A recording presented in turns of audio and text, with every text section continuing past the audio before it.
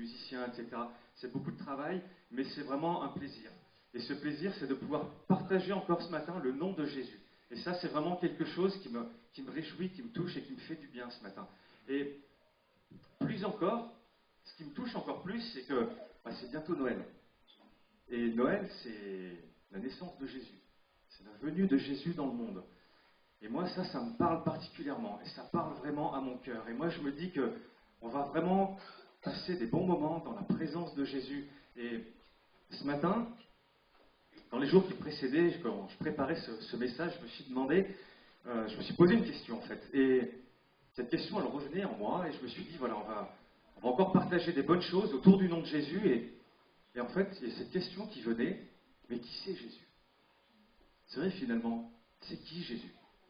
Alors je suis sûr qu'on a tous des éléments de réponse. On aurait tous une réponse à donner.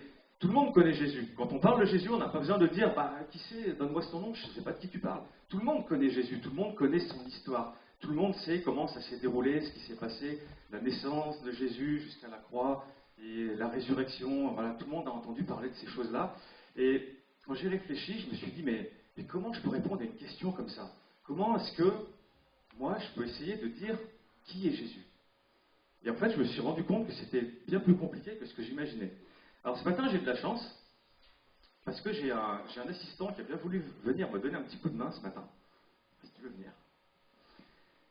Alors, normalement, son papa et sa maman ne sont pas au courant, il a dû garder le secret.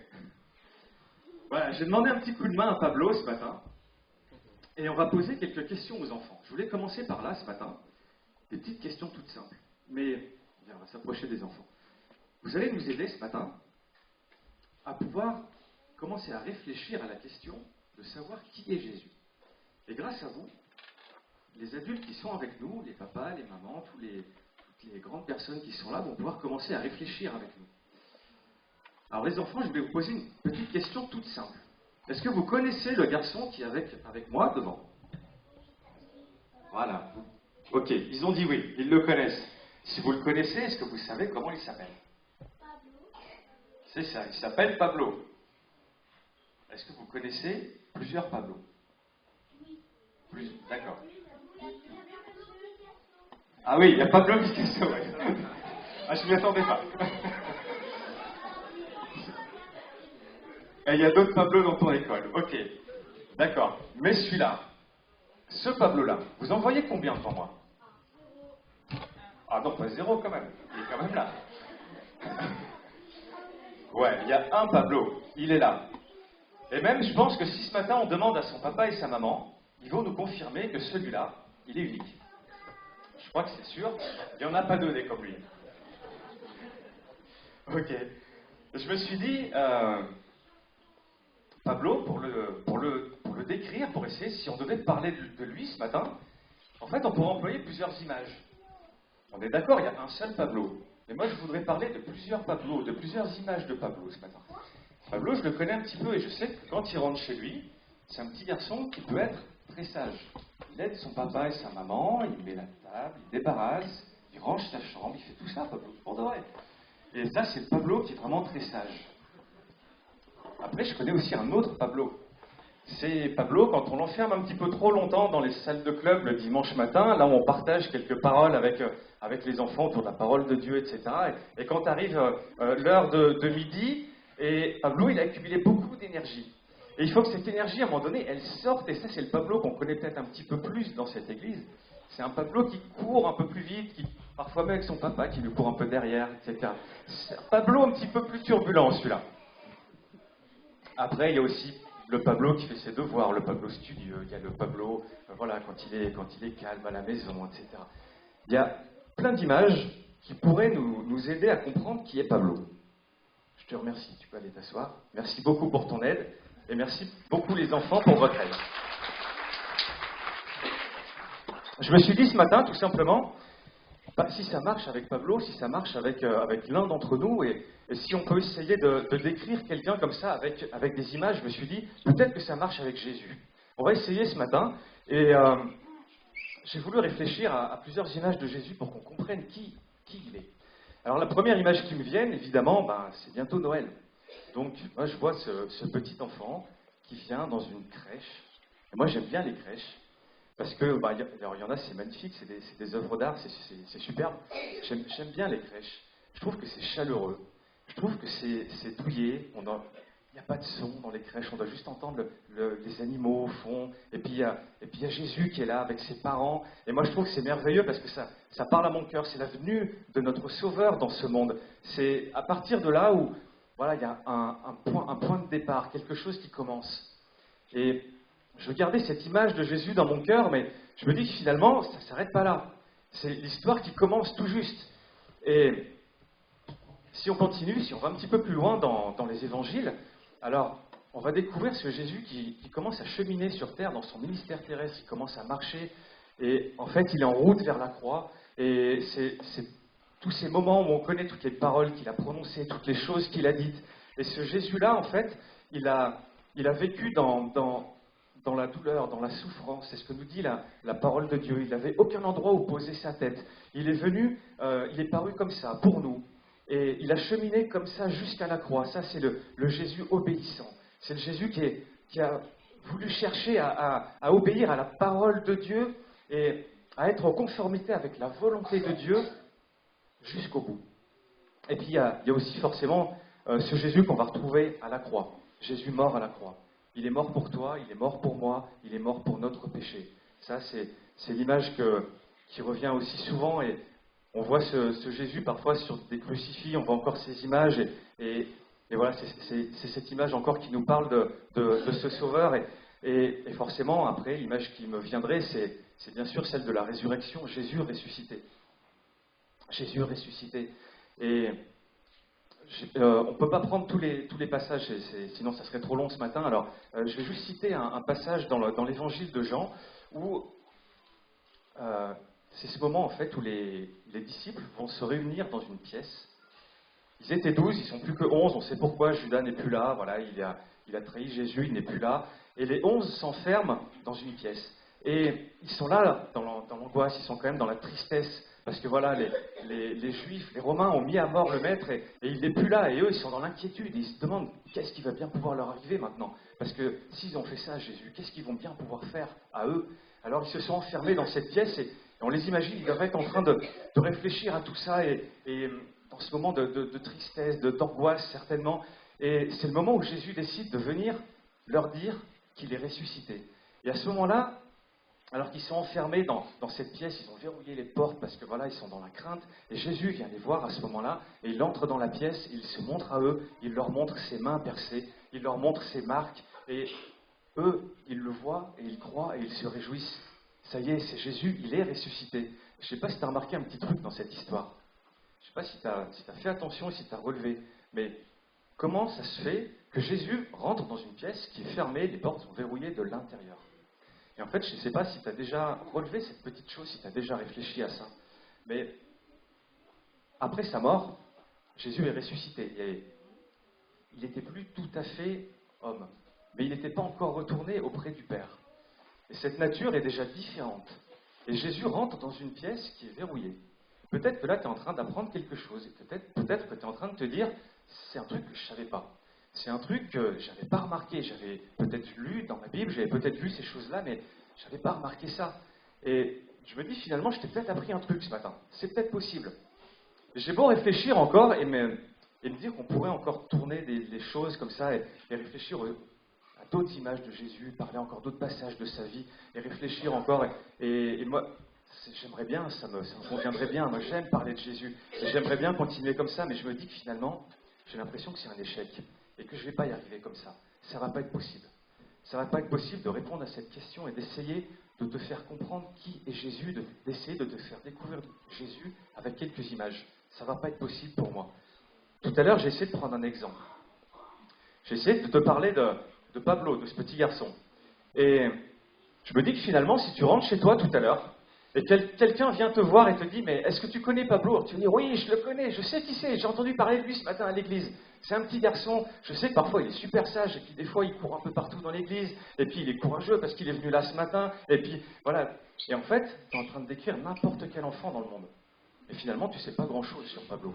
Et je me dis que finalement, avec toutes ces images, ça ne fonctionne pas vraiment. Alors j'ai réfléchi, je me suis dit, si vraiment je devais te faire découvrir cet enfant, comment est-ce que je pourrais m'y prendre? En fait, je vois qu'une seule façon, qu'une seule manière de faire.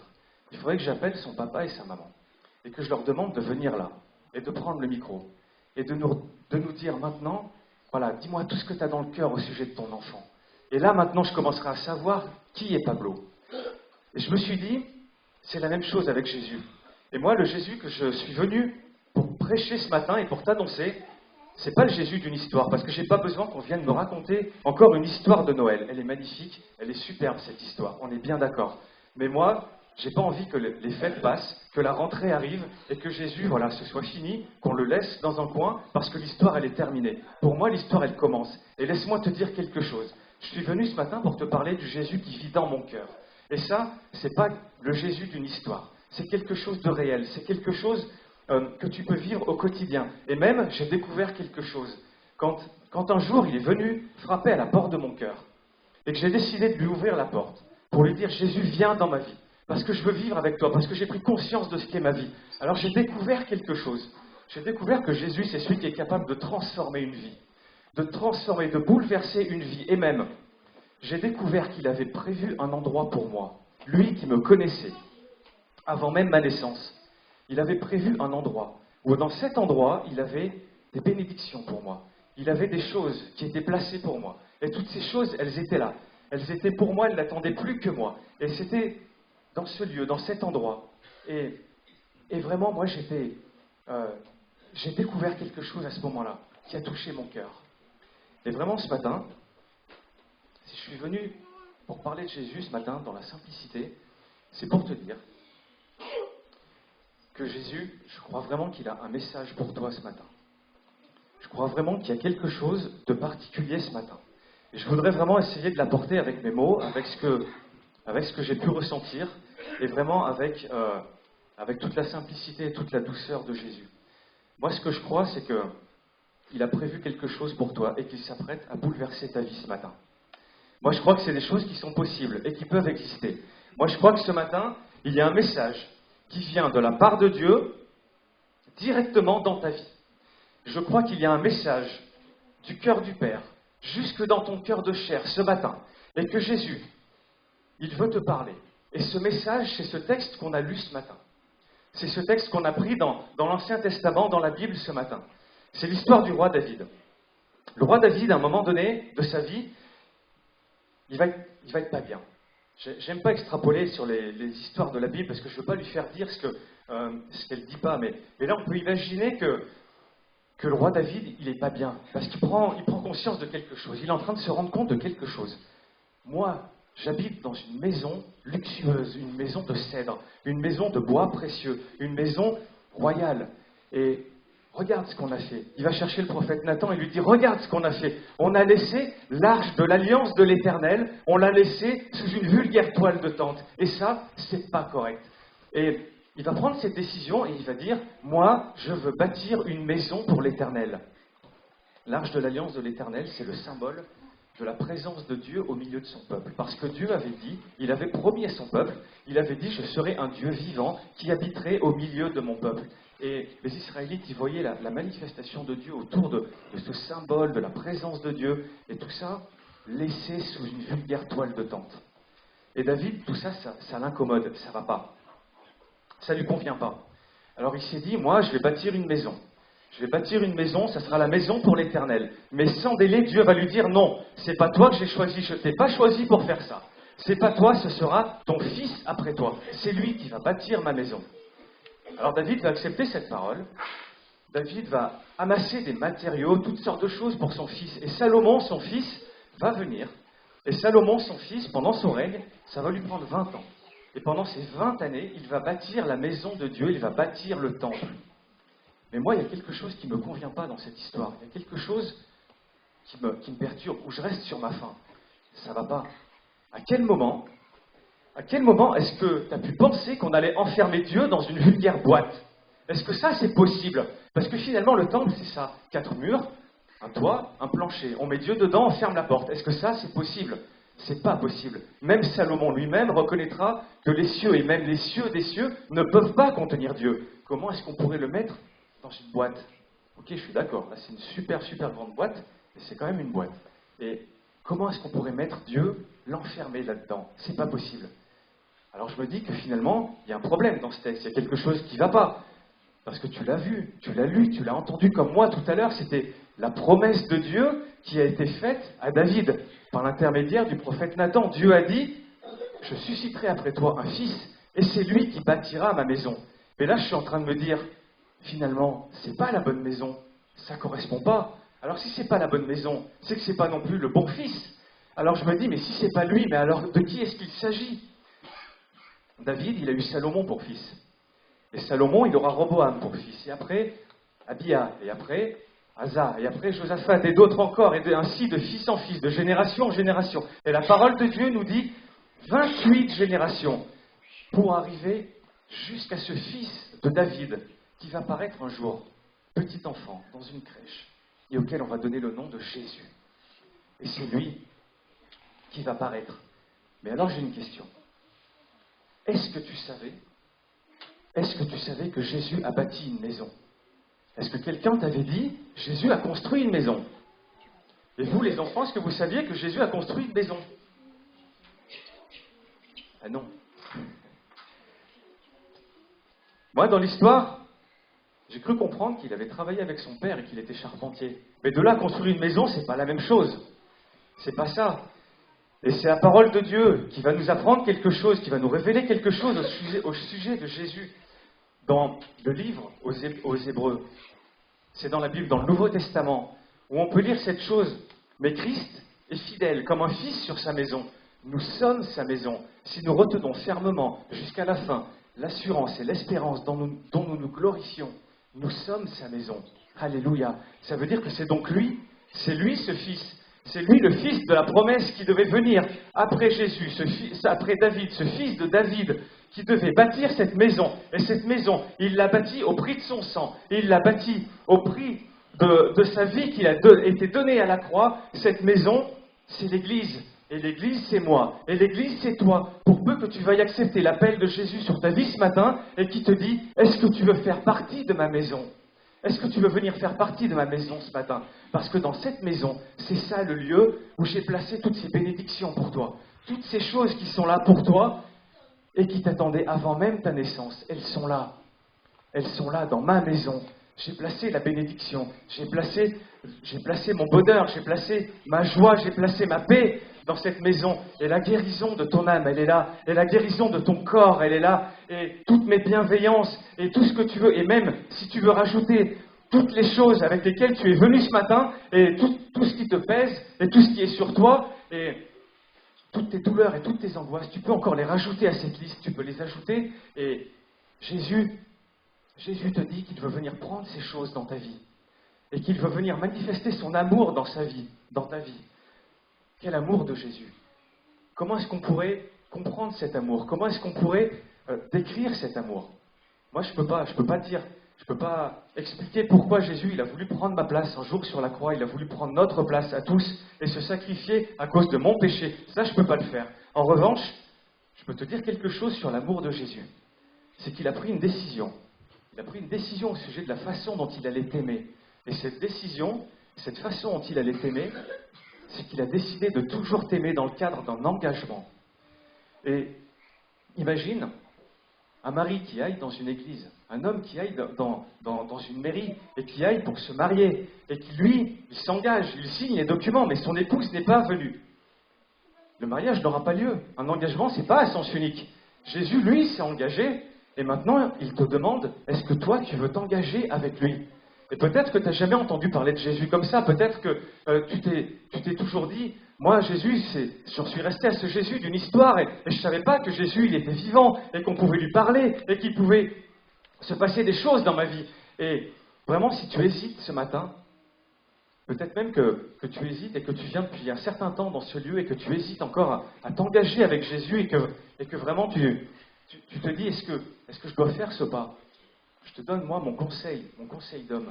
n'attends pas qu'il se passe quelque chose d'extraordinaire, n'attends pas qu'il se passe quelque chose et que quelqu'un vienne ou que tu reçoives un signe ou quelque chose. Parce que Jésus, personne ne l'a poussé sur la croix. Jésus, personne lui a dit, maintenant monte sur la croix. Il est allé lui-même de son propre engagement pour monter sur cette croix et pour se sacrifier pour toi. Et ce qu'il attend, c'est ton engagement en retour, que toi tu viennes sans qu'il y ait quoi que ce soit d'autre qu'une décision qui vienne de ton cœur et que tu te dises, moi, je veux m'engager avec Jésus. Je veux m'engager avec ce Jésus dont je viens d'entendre de parler. Parce que Jésus, il veut t'appeler ce matin.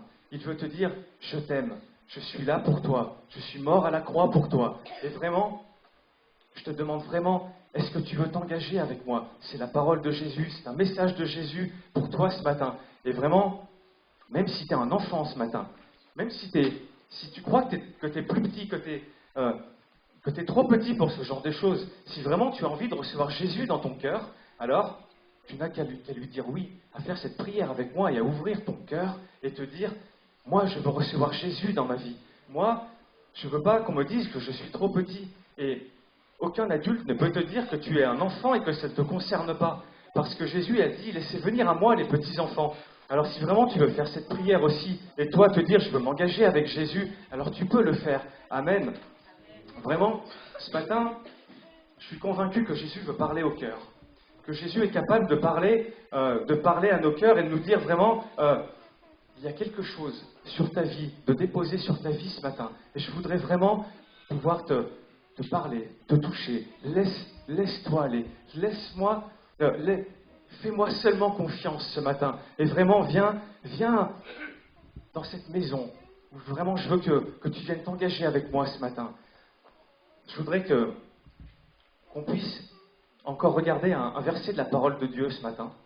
Et que vraiment, je voudrais le déposer comme un cadeau de Noël dans ton cœur ce matin. Je te dis avec un petit peu de légèreté. Et vraiment, c'est quelque chose qui doit parler à ton cœur.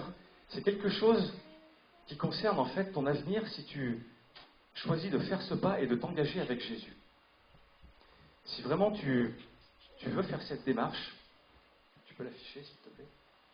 Alors voici ce que dit la parole de Dieu.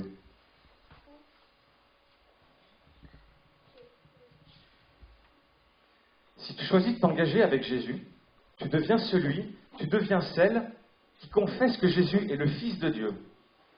Et Dieu demeure en toi. Et toi en Dieu. Et maintenant, si vraiment tu veux faire cette démarche, si vraiment cet appel commence à être pressant sur ton cœur, et que Dieu vient dans ta vie, vient remplir ta vie, vient changer ta vie et bouleverser ton cœur, alors là maintenant, du plus profond de ton cœur, tu seras celui ou celle qui est capable de répondre à la question et de savoir qui est réellement Jésus dans ta vie. Amen. Soyez tous bénis. Amen. Je vais demander à notre pasteur s'il veut bien terminer par la prière ce matin avec nous. Et vraiment, soyez bénis. Et si tu as entendu cet appel, Amen. N'hésite pas, engage-toi avec le Seigneur. Il va changer et bouleverser ta vie. Amen. Amen. Voilà, nous remercions le Seigneur pour ce beau message de Noël. Un cadeau important, un cadeau de Dieu pour nous, un cadeau qui nous choisit finalement de faire de chacun d'entre nous. Et c'est ça aussi le changement que nous vivons. Vous savez, pour construire une maison, on a besoin de matériaux. Et la Bible dit que nous devenons des pierres vivantes. Dieu nous change, Jésus nous change, et il fait de nous cette habitation pour Dieu. Et c'est bien de faire ce pas, parce qu'on peut, à Noël ou à une autre occasion, choisir d'offrir le plus beau cadeau à quelqu'un qu'on aime. Mais si la personne ne reçoit pas le cadeau, eh bien, ça n'a pas d'importance, ça n'a pas de valeur. Et tout ce qu'on a fait, on a peut-être fait des sacrifices, on s'était privé pour acheter le plus beau cadeau qu'on veut offrir à quelqu'un qu'on aime. Et quand on présente le cadeau à la personne et puis la personne n'est pas du tout intéressée, ne reçoit pas ce cadeau, eh bien, finalement, tout ce qu'on aura fait, on l'aura fait en vain. Et non pas pour Dieu, mais pour nous, parce que Dieu est Dieu. Et si nous voulons véritablement recevoir ce précieux cadeau de Dieu, c'est seulement à ce moment-là que nous pourrons réaliser tout l'amour, toute la valeur, toute l'importance que Dieu nous accorde. Parce que Jésus, c'est plus que beaucoup d'or. Et la Bible dira même que c'est plus que beaucoup d'or fin. Il y a en Jésus-Christ un trésor inestimable. Alors, je crois que vous aviez suivi le conseil de Pascal qui vous a parlé tout à l'heure. On va baisser les têtes et puis on va prier. On va prier. Si vous n'avez pas encore fait ce pas, faites-le dans votre cœur. Ce cadeau se reçoit tout simplement alors que nous avons les yeux fermés, les têtes baissées. Vous pouvez déjà dans votre cœur dire: Dieu, moi je reçois ce cadeau, je veux recevoir ce cadeau. Je veux que Jésus-Christ vienne dans mon cœur, que Jésus-Christ vienne dans ma vie. Je veux vivre cela, je veux connaître Jésus-Christ, non pas simplement le petit bébé qui est né à Noël, mais le véritable, celui qui est descendu au ciel, celui qui a promis de nous ramener au ciel. Ça fait partie du cadeau, celui qui change nos vies, celui qui nous transforme, celui qui nous apporte des réponses là où nous sommes coincés, où nous n'avons plus de réponse. Je veux le recevoir. Dites-le lui simplement dans votre cœur en disant: Dieu, moi je reçois ton cadeau, je reçois Jésus ce matin. Et vous allez voir, ce sera le plus beau, la plus belle fête de Noël que vous aurez passée. Seigneur notre Dieu, nous te remercions. Nous voulons te remercier pour la joie qui est là dans notre cœur, pour ce beau moment que nous sommes en train de passer. Mais avant de continuer ce matin, nous voulons faire cette prière à toi, te demander que tu entendes tous ceux qui en ce moment même dans leur cœur disent: eh bien j'ai compris que le cadeau c'est Jésus-Christ et je veux le recevoir. S'il y a quelqu'un qui peut-être hésite encore, comme le frère l'a dit, n'attendez pas qu'il se passe quelque chose d'extraordinaire. Permets que volontairement, que simplement chacun de ceux qui sont là, qui n'ont pas encore fait ce pas, puisse le faire ce matin dans le nom de Jésus-Christ. Et comme tu as promis en disant: eh bien si quelqu'un vient à moi, si quelqu'un m'accepte, eh bien je l'accueillerai. Seigneur, tu accueilles maintenant chaque personne qui fait ce pas. Merci Seigneur dans le nom de Jésus-Christ. Amen.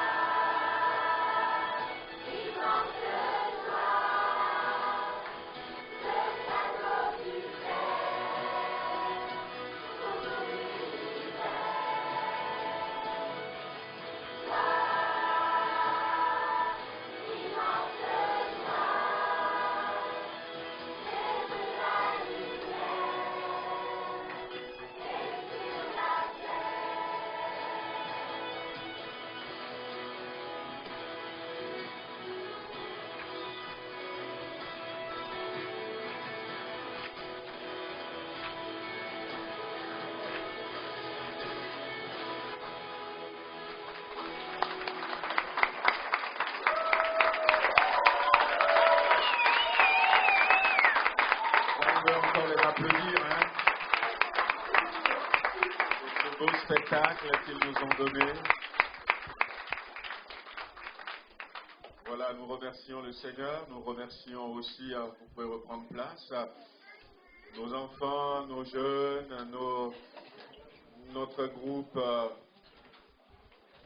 de musiciens, tous ceux qui sont investis pour que...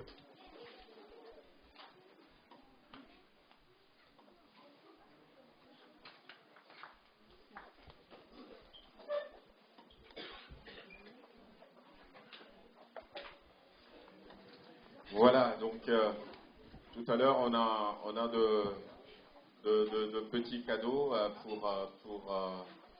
pour les enfants.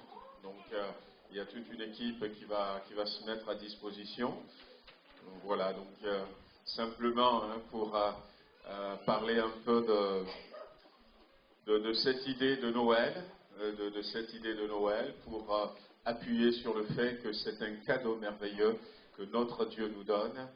Et avant de terminer cette matinée, c'est une matinée assez spéciale, un culte assez spécial, plutôt un spectacle que nous vous offrons ce matin.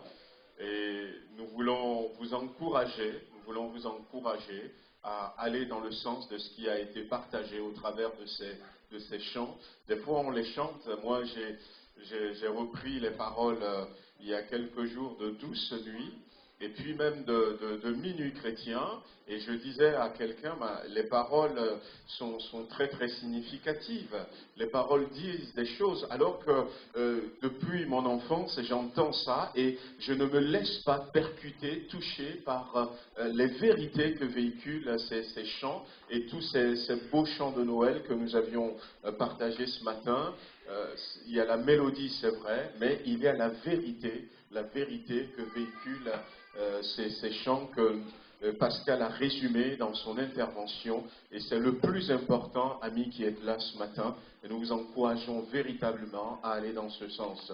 Tout à l'heure, on sera encore là, quelques instants à votre disposition. Si vous avez des questions, si vous désirez aller plus loin, en savoir un peu plus, vous pouvez vous approcher de nous. Donc, il y a Pascal, il y a Julie, donc tous ceux qui étaient là.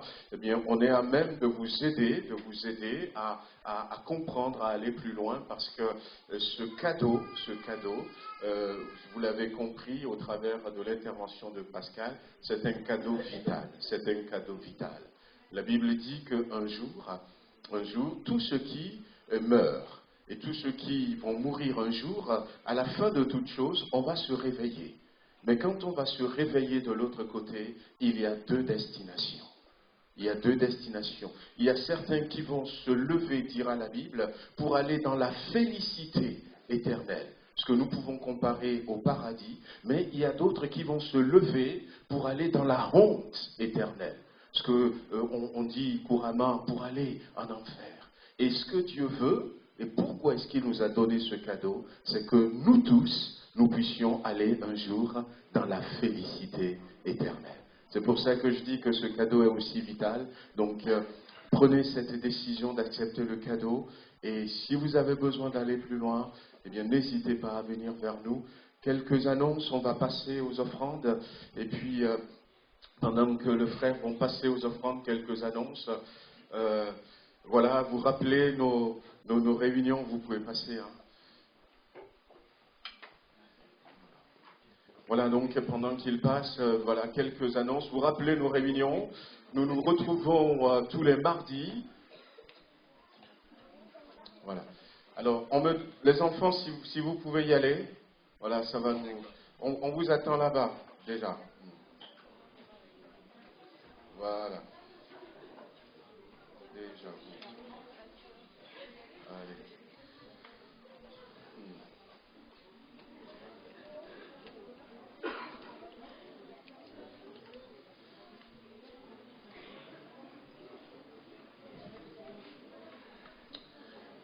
Voilà, donc je vous rappelle nos programmes, notre programme hebdomadaire. Nous nous retrouvons ici tous les mardis et tous les vendredis le soir à 19h30. Donc notez bien, tous les mardis et tous les vendredis le soir à 19h30.